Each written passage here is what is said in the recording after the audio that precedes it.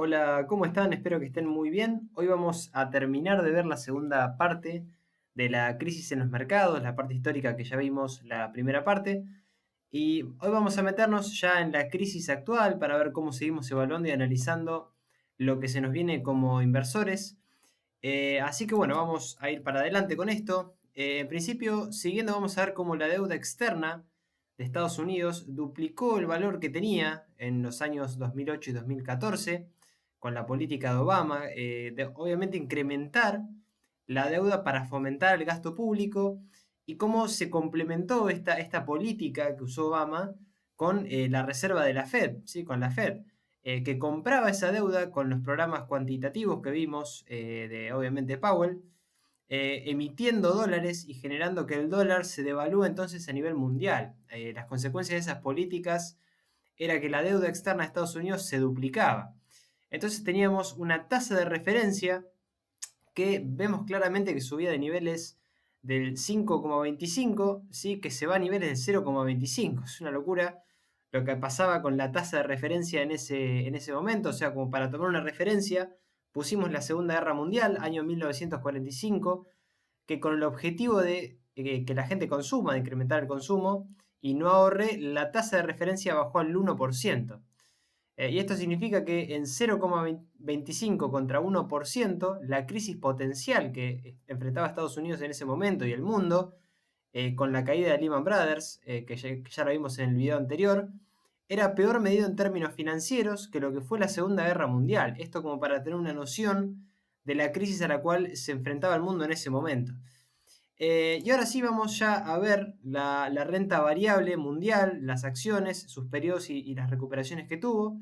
Vamos a ver qué pasó con las acciones y cómo se fueron acomodando con todo lo que pasó en los últimos años, ¿no? Y vamos en principio a la bolsa de Estados Unidos, ¿sí? Vamos a ver el crecimiento de Dow Jones post-crisis. Si nos paramos en el gráfico, vamos a ver en el 2008 la caída abrupta que tuvo el índice de Dow Jones, y que la bolsa de valores captó la política como algo de positivo, digamos, y ese índice técnicamente nunca después paró de crecer, ¿sí? Si vemos cómo fue creciendo los años anteriores, 2009, 2010, 2011, ¿sí? Y decimos que en realidad técnicamente ese técnico no para de crecer y esta bolsa de Estados Unidos va a seguir siendo la ganadora seguramente en los años que vienen. Obviamente vamos a ver qué pasa con el COVID, ¿no? Lógicamente, esto sí tenemos como referencia qué fue lo que pasó anteriormente. Esto en caso de que, como decimos, vuelva todo a la normalidad. Aunque hay que ver qué índice tiene la emisión monetaria, que también está haciendo la Fed ahora, y cómo replica eso en las otras divisas. Y vamos a ver qué pasó con el mundo y las otras bolsas. Tenemos la bolsa de Francia, el índice, lo llama el índice CAC, que si tomamos como punto de partida también la crisis de 2008, vamos a ver ahora en el gráfico que podemos decir que recién ahora la bolsa francesa o después de esa salida, cómo se fue recuperando. Vamos a ver ahí, como vemos en el gráfico, tenemos la caída del 2008, cómo se dio en este índice, ¿no? El índice CAC, el índice francés de Francia, del 2008, quiso remontar, pero se hizo pomada, o sea, se estroló contra el suelo, y vemos que la levantada no fue como lo que pasó con el Dow Jones en los años anteriores. Es como que hizo distintos efectos. Esto después lo vamos a ver en análisis técnico, cómo funciona también, pero a modo de ejemplo, ¿no? Para que ustedes tengan una noción. Si tomamos también como punto de partida las hipotecas subprime, la crisis de las hipotecas subprime que arrancaba lógicamente en el 2007, ¿sí? En 2007, la bolsa francesa no recuperaba los índices que tenía en ese momento, que eran casi de los 5.800 puntos, un poco más, casi 6.000. Y obviamente si nosotros nos vamos muchísimo más adelante, que ahora vamos a ver, que sería esta parte, la de la actualidad, con el coronavirus se hizo pomada, se metió esta baja terrible, que bueno, que ya lo vamos, o sea, como lo vemos, le costó muchísimo recuperar mucho más que el índice que nosotros conocemos del Dow Jones, la bolsa de Estados Unidos. Lógicamente, vemos que la tendencia acompaña también igual los flujos de fondo y la bolsa de Francia también va a depender mucho de lo que pasa con el euro, la zona euro, lo que pasó bueno, con el Brexit en su momento. Lo impacta todo también, o sea, los conflictos en esa zona euro tenemos que saber que generan conflictos en las bolsas y la competitividad que tenga esa zona euro va a depender del tipo de cambio, ¿sí? que tiene y contra quién está compitiendo, básicamente. Entonces, la lección acá es analizar un poco la competencia. Es decir, si vos vendés televisores, ¿sí? Y vas a competir contra los televisores chinos, por ejemplo, probablemente la empresa que tengas cierre en un par de meses. Entonces, tenés que analizar bien la competencia. Y cuidado cuando se analiza en las empresas europeas, a eso vamos, siempre tenemos que ver contra quién están compitiendo ellos. Es decir, si compiten contra China, contra Estados Unidos, están bastante mucho más abajo en recuperación, aunque es cierto que las bolsas europeas están bajas respecto a los niveles precrisis, estas que estamos hablando, o estaban bajas, ni que hablar ahora con la crisis del coronavirus. Pero aunque si lo vemos así, de que se bajaron o digamos bajaron tanto, esto no significa también que estén baratas o que vayan a estar baratas. Entonces hay que analizar eso con cuidado y tampoco dejarse llevar, perdón, solamente por los números que veamos del índice. Y yendo un poco más a lo que es otras bolsas, tenemos el índice DAX, que es la bolsa de Alemania. Vamos a fijarnos que si bien es cierto que Alemania forma parte también de la zona euro, Alemania es la única bolsa que sí recuperó niveles precrisis, como vamos a ver, aunque ahora terminó cayendo, ¿sí? También bastante, y acá lo vemos, ¿sí? Cómo fue desde el 2007, que si bien creció, después con la crisis se empezó a desplomar y después se fue a pique, ¿sí? Eh, ¿Qué queremos decir con esto? Que la productividad alemana, ¿sí? O el tip que tenemos acá, siempre es comprar valor, es decir, nosotros, la productividad alemana hace que las acciones alemanas tengan un recorrido alcista, ¿sí? En general, pero obviamente hay que ver cómo vienen las empresas y siempre comprar valor. En este caso, se va a entender como valor la productividad de las empresas, a eso nos referimos. Y el ejemplo de la comparación también entre Francia o la bolsa francesa y alemana nos sirve para ver que muchas veces cosas que son o que parecen parecidas no son iguales. Lo que tenemos que analizar en detalle cuando hablemos de estas bolsas es que la bolsa francesa y la bolsa alemana no son lo mismo, precisamente por esto, por la productividad de las empresas, como vamos a ver. Y ahora, lógicamente, bueno, que recién vimos también la bolsa francesa. Y ahora vamos a ver la bolsa que vamos a decir que es la segunda economía del mundo, que es la bolsa china, el índice Shanghai. Acá vimos también la bolsa china, que es lo que hizo del 2007, año 2007, empezó a subir, subir, subir, y después se rompió, se fue para abajo, y no recuperó los niveles precrisis, ¿sí? Es decir, menos aún con la crisis del COVID, si nos iríamos mucho más para adelante, pero también podemos ver que en los niveles de los 2000 puntos que tenía, el mismo Estado chino sale a comprar acciones para mantener el valor de las acciones y que los índices no caigan.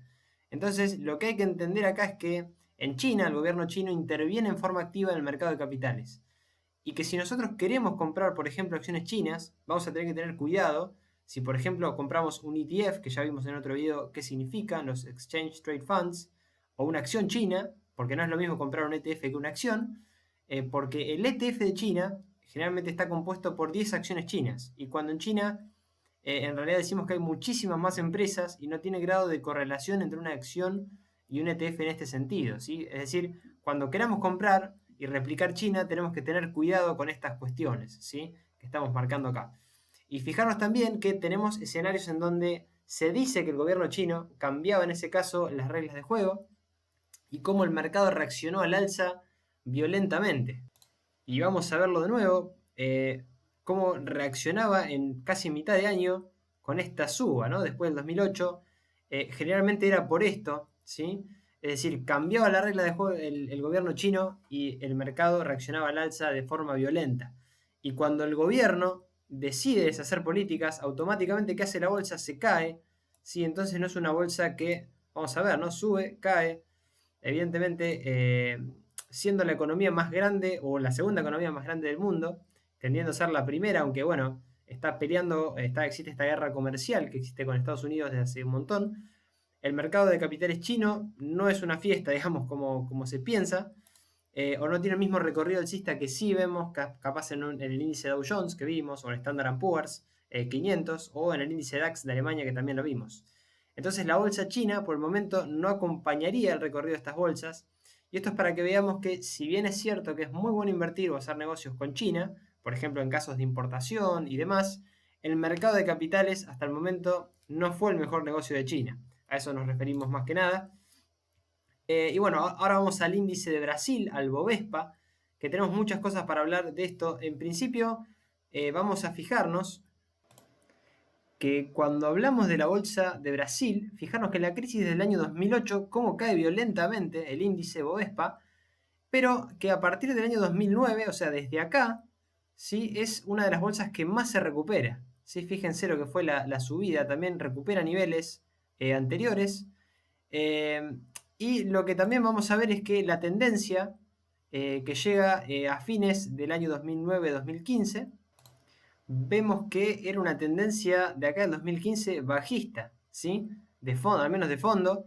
Y por temas políticos, con el famoso Fora Dilma del 2015, que se cae, pero fíjense lo que hace después el índice de Brasil, ¿no? El Bovespa, vuelve a subir, y en la medida que subían, incrementaban las denuncias contra Dilma, el índice Bovespa empezó a subir de precio, ¿sí? Y vamos a ver que el real brasileño, el real brasilero llegó a valer 4,24 dólares, y la verdad es que bueno, en esos momentos el índice estuvo bajo una política o sumergido, perdón, en una política que hacía 2 años no crecía, pero que estaba saliendo de una recesión. Y parte de la política hoy es más importante que la economía misma de Brasil, en realidad, ¿no? En ese momento más que nada, con Dilma.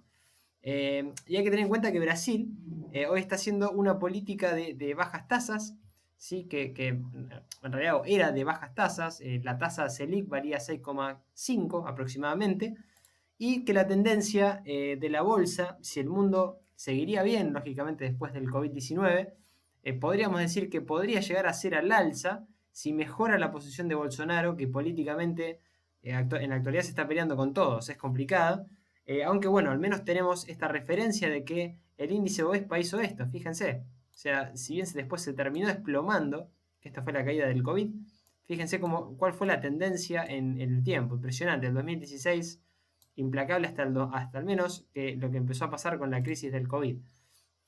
Y bueno, decimos que si el índice Dow Jones y los mercados emergentes van para arriba, claramente la bolsa brasilera va a ir para arriba. Si pasa algo a nivel mundial, Brasil seguramente, como ya pasó, como vimos con la crisis del 2008, es una de las bolsas que más se va a caer. Pasó ahora con Bolsonaro, lógicamente, bueno, con el COVID, desde mediados del 2019 para adelante, que se destruyó. Y lo que hay que tener cuidado igual con Brasil es la volatilidad que tiene. ¿Sí? Si acá pusimos ojo con la volatilidad del índice, eh, decimos que por el momento Brasil no sería una oportunidad por la volatilidad. Y si queremos ganar plata, sabemos que se va a ir para arriba, Brasil es la bolsa. ¿Sí? Si sabemos que Brasil va a subir, sube la bolsa y vamos a ganar mucha plata, pero si no sabemos invertir y tenemos miedo, Brasil es una bolsa para quedarse afuera, es decir, para mirarla de afuera, tenerle respeto a Brasil por la volatilidad y por estos factores que manejan las bolsas que muchas veces no necesariamente son económicos. También fijarnos que hablamos del real brasilero y vamos a ver qué pasó con el índice Bovespa medido en dólares. Cayó violentamente después de la crisis del 2008, que sería esta que vemos otra vez en pantalla, ¿sí? Y cómo la tendencia de fondo esta que dijimos fue bajista y recién con los cambios políticos que se dieron en Brasil fue tomando color de nuevo, ¿sí? Al alza. Y las decisiones políticas que se quisieron implementar en Brasil hicieron que la bolsa tenga una tendencia al menos de mediano plazo. Si uno identifica esa tendencia, que tenemos para eso lo que llama la media móvil de 100, que ya vamos a ver qué significa cuando veamos indicadores técnicos, nos estaba indicando que cuando rompió esta línea para arriba estaba teniendo una tendencia de largo plazo, que después se fue moviendo, rompiéndola, pero al menos en este periodo fue de largo plazo, ¿sí? Casi un año y medio. Entonces, lo que decimos es que si uno identifica esa tendencia, puede subirse a esa tendencia y si quisiéramos comprar Brasil, podemos comprar, por ejemplo, Petrobras o CDRs de Vale do Río, o bueno, hay mucha opción, ¿sí? Para eso.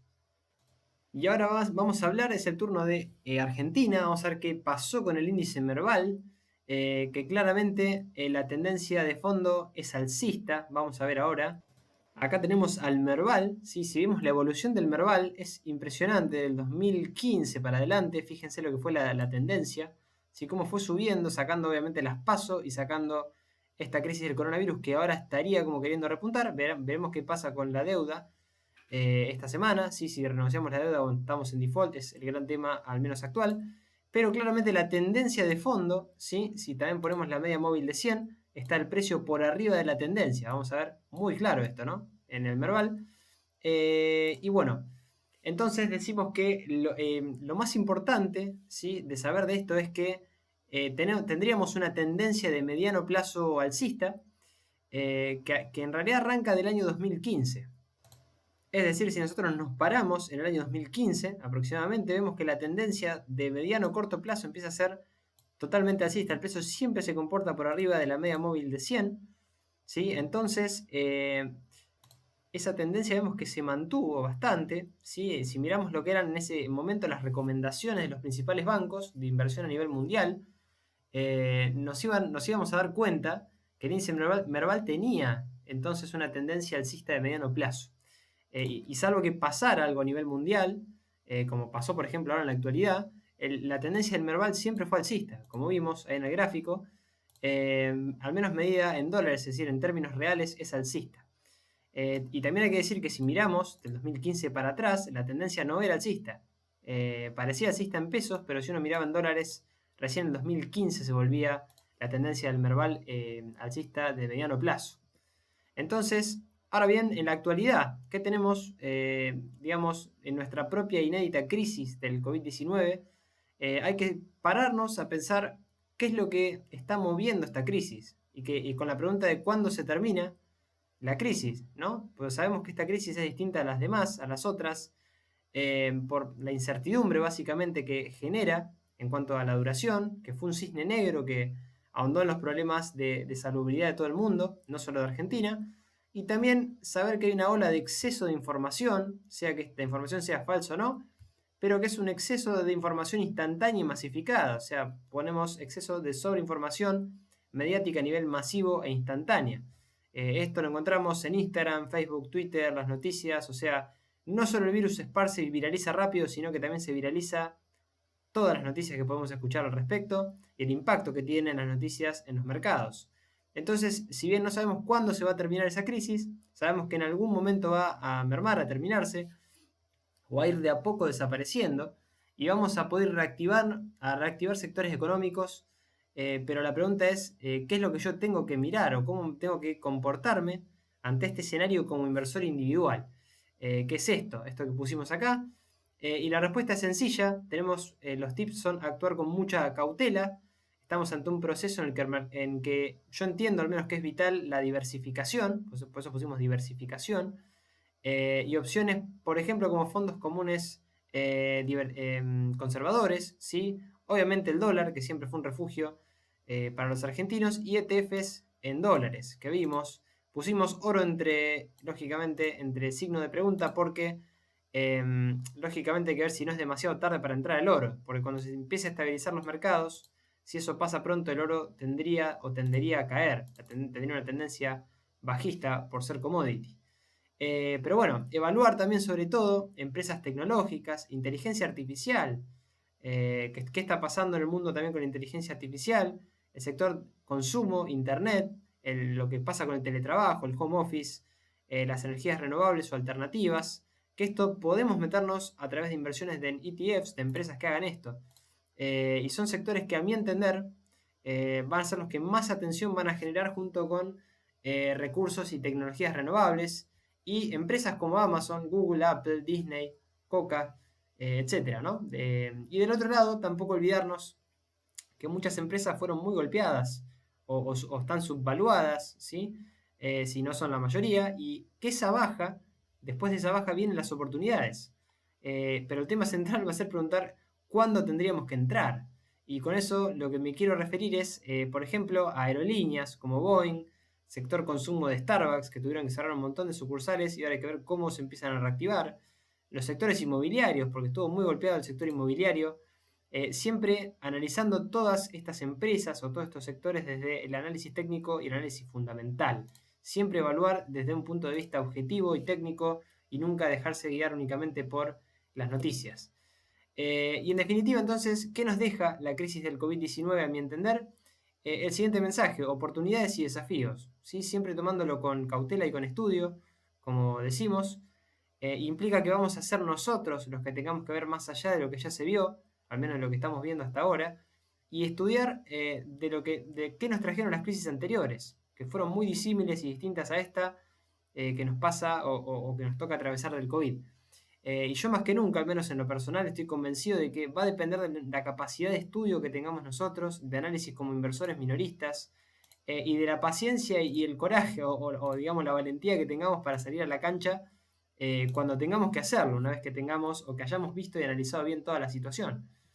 Eh, entonces, para redondear, ¿qué decimos? Decimos que redondeamos la parte histórica que vimos y las crisis de los mercados, ver para qué nos sirve todo esto. Bueno, sepamos que cuando estamos haciendo este tipo de análisis y queramos comprar acciones, tenemos el análisis técnico y el análisis fundamental y lo tenemos que hacer antes de invertir. Esas son dos herramientas que son muy válidas para la toma de decisiones antes, ¿sí? Y que se van a complementar, no se excluyen. Como vimos en otros videos, que ya vimos el análisis fundamental en otro video, y bueno, vamos a ver el análisis técnico en detalle en los videos que vienen, que bueno, que en lo personal es el sistema que yo más uso, que más me gusta, pero que no lo podemos separar del análisis fundamental, ni tampoco de los contextos económicos globales, y tampoco lo de los internos, ¿sí? Tenemos que ver todo en conjunto. Y como otro punto, intentar no cometer errores básicos, ¿sí? Hay una frase que se llama los árboles, que se llama, no, hay una frase que es los árboles no crecen hasta el cielo, lo dijo un profesor que tuve, Juan Manuel Carnevale, economista, que se compra a la baja y se vende al alza, se compra lo que nadie vende y se vende lo que nadie compra.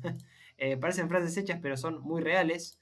Y siempre hay que ver a la bolsa como una forma de diversificar nuestros ingresos, nuestros ahorros. Y evaluar los fondos comunes de inversión para los inversores que recién empiezan, ¿sí? De acuerdo a la función y perfiles, hay fondos comunes que se adaptan muy bien ante estos escenarios.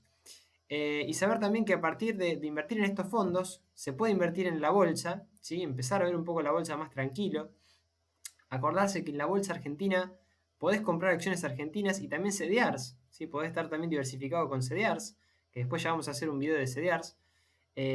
Y con los convenios que firmaron generalmente, por ejemplo, la bolsa argentina, con el índice Dow Jones, también en muy poco tiempo se va a poder comprar índices, y se pueden comprar índices, mejor dicho, de distintas partes del mundo y de distintos activos, ¿sí? En PPI, por ejemplo, se pueden comprar ETF, por ejemplo, que replique el comportamiento del Standard Poor's 500, ¿sí? Lógicamente en dólares y fondeando la cuenta en dólares, pero bueno, se puede hacer y no es imposible. Saber también que el flujo de activos internacionales, que ya explicamos en otro video, es decir, si entra plata o sale plata del país. Es decir, si la plata entra, todo sube; si la plata sale, todo baja. Es una regla también que hay que tener en cuenta. También tenemos el tema de la deuda ahora, que tiene que ver también un poco con esto. Y si no baja cuando pasa esto, es cuestión de tiempo. Entonces, tenemos que entender que si la plata entra o sale de un país, es lo más importante o una de las cosas más importantes que tener en cuenta. Tener en cuenta lo que dice el gran Warren Buffett: comprar acciones de valor pensando en mediano o largo plazo. Y nunca pedir un préstamo para comprar acciones. No pedir deuda para comprar acciones. Poner plata que no necesitemos también en acciones cuando tengamos que comprar acciones. ¿Y por qué? Porque puede pasar que la bolsa caiga por X causa, por otra crisis o por lo que sea, y quizás vos necesites vender justo en la pérdida y usar ese dinero y no la tengas, ¿sí? Entonces no hay que arriesgar lo que no se puede. Y también dedicar una parte del patrimonio a la inversión en acciones, es importante. Ya lo vamos a ver, vamos a estudiar el análisis técnico también más en detalle. Y diversificar, que significa también diversificar en acciones cuando podamos, es decir, en distintos sectores, en bancario, de construcción, energético. Eso ya lo vamos a ver, como les digo, cuando veamos también acciones. Y diversificar en Argentina, también en Estados Unidos, en Brasil, con CDRs. Tenemos distintas formas de hacerlo. Acordarnos que después de este video voy a ir subiendo, como dije, cómo analizar acciones desde cero, con el método que yo generalmente uso, que es el análisis técnico, y un montón de herramientas que nos da esos indicadores para ver de otra manera al mercado y ser inversores al menos un poco más sofisticados. que al menos entendamos lo que estamos haciendo cuando nos paramos en una acción con nuestro dinero, es decir, con dinero real. Y saber que la gente, o la gran mayoría de la gente, o mucha gente que no entiende esto, se toma esto como una timba. Y efectivamente termina perdiendo porque lo toma como una timba, en vez de dedicarle tiempo, en vez de dedicarle estudio y bueno, y compromiso básicamente. La gente que por su lado a su vez lo toma distinto, lo toma como si va a ser socio de una empresa porque va a comprar acciones, termina bien, porque está entendiendo todo, está entrando y está siendo socio de una empresa que sabe que va a ganar o que al menos desde un estudio pormenorizado del análisis técnico y del fundamental entiende que a la empresa le va a ir bien. Y si a la empresa le va bien, a nosotros nos va bien. ¿Qué queremos decir con esto? Que hay que comprar acciones en donde vos querés ser socio. Entenderlo no como un entrar y salir, sino como yo quiero formar parte de esa empresa, pero siempre haciendo un análisis fundamental y técnico previo y a conciencia, lógicamente. Y por último, recordar esta otra frase que también se la saco a Juan Manuel Carnevale, que es un gran economista. Yo hice algunos cursos con él, muy buenos, que los recomiendo, que dice: no te enamores de tus errores y no descartes tus aciertos. Es decir, sabiendo eso vamos a tener una vida al menos bolsera, que vamos a cometer menos errores, ¿sí? Reconocer también, lógicamente, cuando nos equivocamos, pero también cuando acertamos, ¿sí? Y bueno, muchas gracias por mirar. Me gustó mucho esta frase que también se las comparto, de Jim Rohn, muchos lo conocerán, que dice que la indecisión es el ladrón de la oportunidad. Implica que en este contexto de tanta crisis, ¿sí? Tenemos que empezar a mirar oportunidades, ¿sí? Así que bueno, los dejo por el momento. Gracias por mirar. Si les gustó el video, denle un like, suscríbanse al canal mío. Así cuando subo el próximo video les llegan las notificaciones. Y en donde los voy a esperar en el otro video para empezar ya así a analizar y ver cómo leemos acciones de cero con análisis técnico, ver indicadores y ver cómo operamos acciones o cómo las empezamos a entender para poder operar nosotros mismos, básicamente, ¿sí? Así que nada, les mando un abrazo grande, que tengan una buena semana y hasta el próximo video.